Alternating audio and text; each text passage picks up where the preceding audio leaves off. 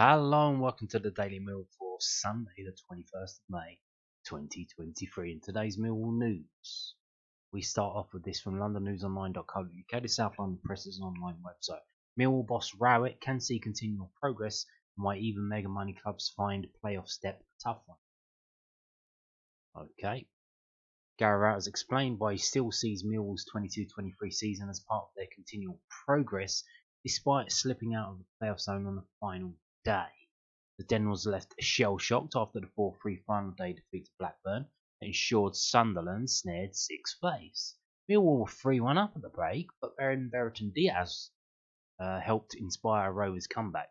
The majority of fans in our home areas are heading for the exits when the Chilean put Rovers ahead for the first time on a chaotic and emotionally draining afternoon. During the game, it's a horrible feeling, Rowett told the South London Press.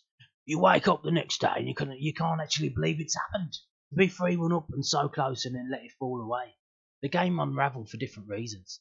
As soon as they score a goal to make it to 3-2, you always know, as a manager, it's going to be a tough end, particularly without the opportunity to be able to change the dynamic of the team tactic. We didn't have a 5 at the back option or certain areas of the team that we could stiffen up because of the injuries to the likes of Ryan Leonard and Charlie Cresswell.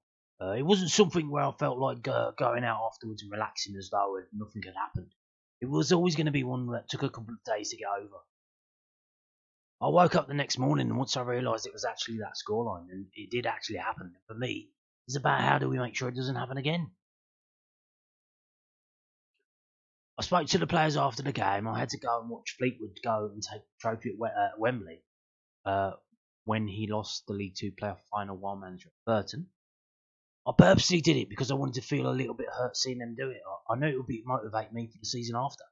Then we were pretty much on the top of the league when I left for Birmingham, and the team went up that season. Oh, well, in that case, I'll tell you what, Gary, why don't you book tickets for you, the coaching staff, and all the team to go and watch the Championship playoff final? That'll be great, wouldn't it? There's no point looking back or whinging about what happened. It happened because on the day we weren't good enough to hold on to that lead. Therefore, we have to work out what we have to do to make it better. I'm a pretty black and white type of person. I'm pretty honest with the way I deal with people, pretty matter of fact. It's the same with dealing with situations.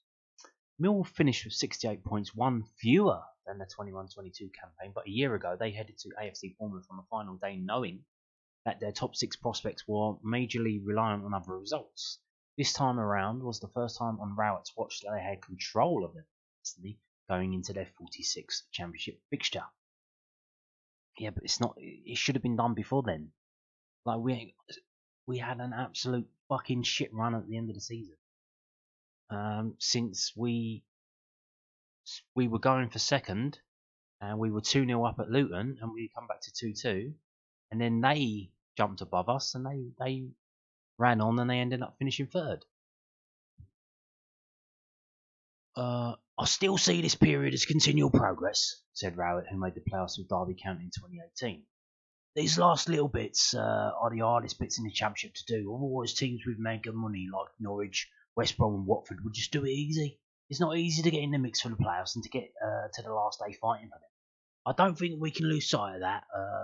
That feeling afterwards is that we failed, and I'm sure there was a lot of anger and frustration. The reality is, we took a big achievement to get where we were. That last little step, sometimes it's the hardest one to take.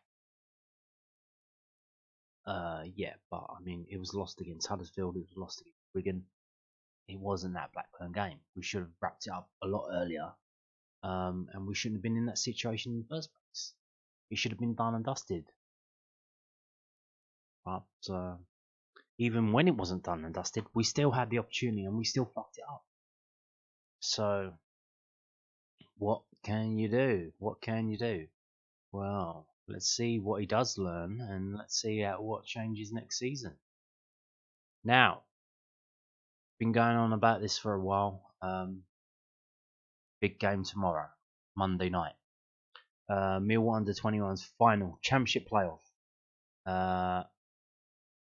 They've had an absolutely fantastic season, which is why they're at home. They were the best under-21 team in the whole of the professional development league. That's why they got home advantage, because they got more points in the league than the Northern winners, which is Sheffield United. They came through a tricky semi-final tie at home to Hull City. They were losing 3-1 and they ended up winning 4-3. So the complete reversal of the first team.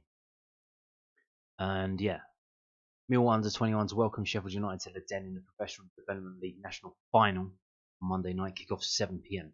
Kevin Nugent's side earned a place in the show-off occasion with a dramatic 4-3 after extra time semi-final win against Hull City last Monday. Romain Esse's late goal drew the lines level after 90 minutes before Frankie Baker came off the bench to score the winner in extra time. Idomu Mako and Nana Boateng also added their names to the score sheet on the way to completing a remarkable comeback from with 3-1 down. Finalists Millwall won the Southern Division and their semi-final tie against the Tigers, whilst the Blades won the Northern Division and beat Bristol City, who finished second place in the Southern section in the last 4.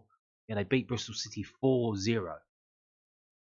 Both sides are in immaculate form coming into the final. The Lions unbeaten in the last 10, whilst United have lost just one of their last 11. This game should be a cracker, shouldn't it? The host posts threats all over the pitch. Abdul Malik has 16 goals and one of the division's highest scorers, whilst attacking duo Tom Leahy and Seb Drost both have double figures to their name. But I believe Seb Drost is injured. He was in his trackies when they got the trophy that they got. In the last 4 matches, Boateng and Maku have both contributed 3 goals each. Aidomu Maku looks above a level above the under-21s. So you can see why he's in and around the first team. The Lions' own record is one to be proud of in 22-23, having gone unbeaten on their own patch for the entire season, whether at Calmont Road, the training ground, or in SE16 at the Den.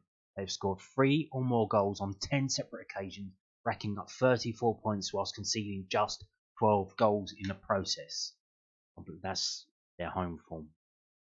Opponents Sheffield United saw off the Robins 4-0, as I said, in their semi-final. However, with 2 goals in each half and William Osula netting a hat-trick. The last time the two sides met in the league, the match finished all square, with Stroz securing a point in a 1-1 draw.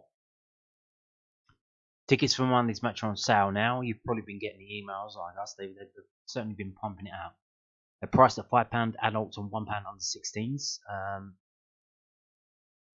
A lot of people asking, can you buy tickets on the day? Yeah, they're just trying to get people to buy tickets in advance. They're pumping it up.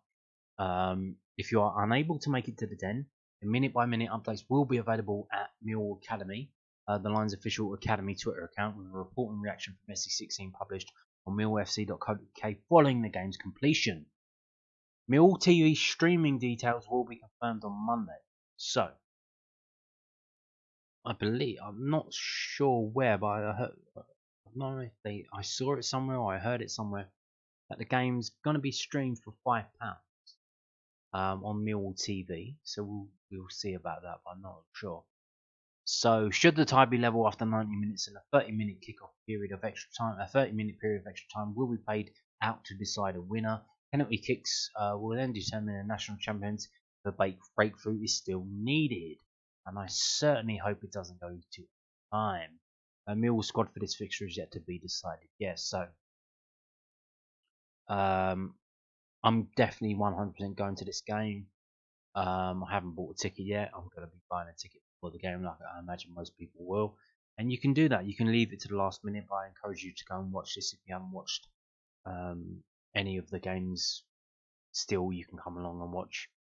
You need to buy tickets in blocks 4, 5, or 6 if you're a Mill fan, because they've segregated it, but everyone's in the West Upper. Sheffield United fans are in blocks 1 and 2.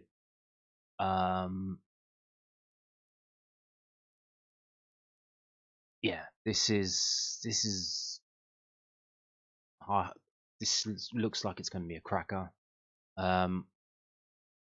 It would be nice if people got down there, but like I said, if you have every intention of going down there, but then say you have a really shit day at work, something comes up, and you can't make it, you can still watch the game by streaming it, and you can get to see the game that way, either on your phone, on your laptop or computer or whatever. If you're stuck at work or whatever, I encourage you to do that. believe it's going to be fined £5, but I'm not too sure. Obviously, it's tomorrow, so it's not going to be. They're going to announce the details tomorrow, which is a bit, but whatever. So you're going to probably have to go to millfc.co.uk and have a check on that. You do need a Millwall profile, so you need to log in, and then where it says Match Pass or whatever subscriptions, Match Pass, this game, buy the Match Pass, and then you can watch it. So yeah, like I said, should be a cracker. I really hope it doesn't go to extra time. But we'll see. We will see. On that note, thank you for watching, and goodbye.